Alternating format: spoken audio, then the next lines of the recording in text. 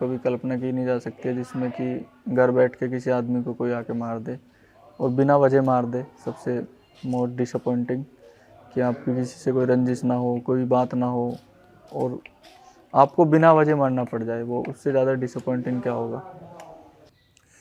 देखिए, कुछ परिवार जो बच्चों पर कंट्रोल नहीं कर पा रहे, उनमें ये बात हो रही है, सब में नहीं है। हम लोग तो ये समझ लो कि बस एक जिंदा लाश है, पूरे परिवार ही।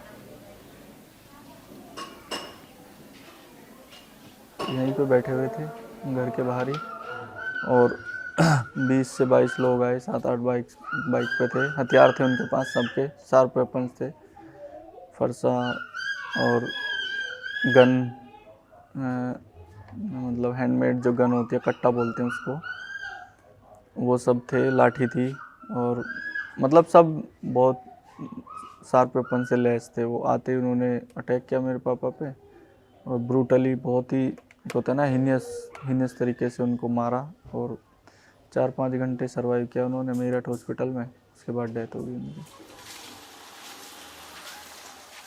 समझ गए कि माहौल ख़राब है, हम लोग तो उठ के अपना भाग गए। मन गए ये बुजुर्ग आदमी, इन पे क्या करेंगे, एक दो मार के छोड़ देंगे। लेकिन ऐसा अगर हमें ही पता होता कि ये जान ही ले लेंगे तो हम लोग भागते नहीं, फिर चाहे मरना मंजूर होता है। हमें तो ये लग रही थी कि पता नहीं कौन कितनी बड़ी दुश्मनी हमारे से निकाल रहा है। हमें ये नहीं चाहिए कि हमारे साथ हिंदुओं ने करा।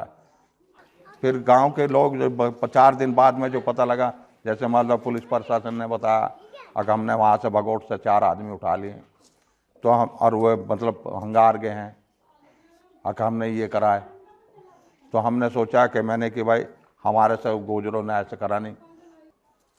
पर आज तक कभी ये नहीं सोचा हमने कि इन्होंने मतलब हमारे गैल गुजरों ने ऐसा क्यों कर। तो जो जिस रास्ते से वो आए हैं उस रास्ते में मतलब पहला घर मेरा था, जो मुस्लिम परिवार से मेरा घर था पहला। उससे पहले पूरा गांव क्रॉस करके वो इधर आए और सारे घर हिंदू हो गए थे। तो पहले घर पे मेरे पापा बैठे मिले तो उन्होंने उन्हीं को अटैक किया। तो यही था उनका। उन्होंने कहा भी था कि भाई जो मिलता, मतलब मुस्लिम कोई भी मिलता मुझे ही मारते।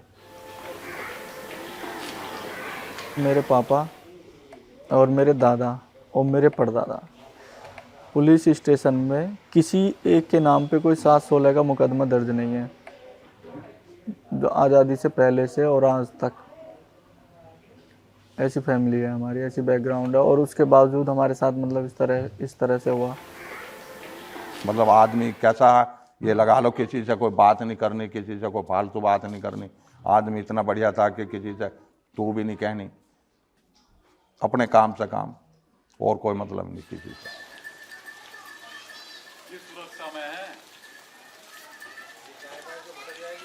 हम बहुत खुश थे, हमारा बहुत खुश परिवार था। लेकिन अब जब से ये हुआ है तो बिना किसी बात के आपके साथ कोई हो जाए, कुछ घटना हो जाए, तो मन में क्या आएगा। मिनरपुर में गांव में यो हिट्टा हुई है, मेरा बालक कहीं से कहीं तक भी नहीं है। किसी की लड़ाई में नहीं, किसी की झड़ाई में नहीं, किसी से गलत नहीं बोला आज तक भी। और तुम गांव में इंक्वायरी कर लो और भैया मेरे बालक की इंक्वायरी देवे। मैं तो फ़ोन भी दिया उन्होंने, जब मेरे बालक को होता तो मैं फ़ोन क्यों देती। मैं तो फ़ोन भी दिया, लो जी इस पर सीओ साहब पकड़ो, और अब थारे हाथ में, जैसे भी करोगे वैसे तुम ही करोगे, रखोगे जब तुम, लिखाड़ोगे जब तुम। मैं तो थारे सामने कह रही हूँ, अगर मेरा बालक है तो मेरे बालक में मेरे सामने गोली मार दो, अगर मेरा बालक नहीं है तो निर्दोषी मत फंसाओ। कुछ जो नौजवान हैं वो जिंगोइज्म की चपेट में हैं, जो इस तरह से उन्होंने ये काम किया है बुरी तरह जिंगोइज्म की चपेट में है, और जो उनके लिए भी सही नहीं है और उनके गांव के लिए भी, समाज के लिए, उनकी फैमिली के लिए भी ये चीज़ें सही नहीं है। कुछ बच्चे जो हैं वो जाते हैं तो गार्जियन उन पे कंट्रोल नहीं कर पा रहे। बच्चों की कमी नहीं, गार्जियंस की भी है। सब अपने बच्चों को जानते हैं, समझते हैं। बच्चे के अब तो सभी कल्प्रिट्स हैं वो, जिन्होंने वो सब किया है। उनके पीछे कुछ लोग हों जिनका पॉलिटिकल हिडन एजेंडा हो कोई, उनको यूज़ करके और उसको वो अचीव करना चाह रहे हो।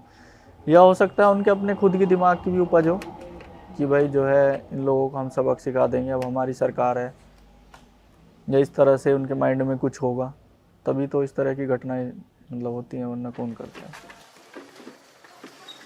ऐसा माहौल बन गया, पता नहीं, समझ नहीं आती है कि क्या करें क्या ना करें, किसको क्या कहें।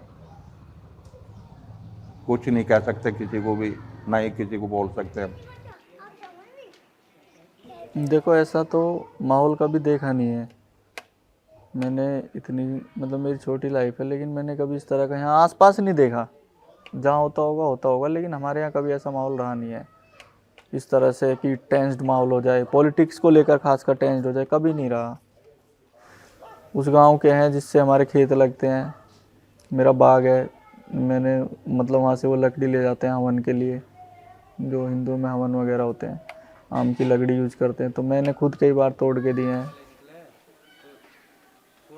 अब भी गांव के जो लोग हैं, गुर्जर लोग भी ये चाहते हैं, जिन्होंने ये घटना की है उन्हें हर तरह का दंड मिलना चाहिए इसमें, और उनसे उतनी ही सहानुभूति है मुसलमानों से जितनी पहले।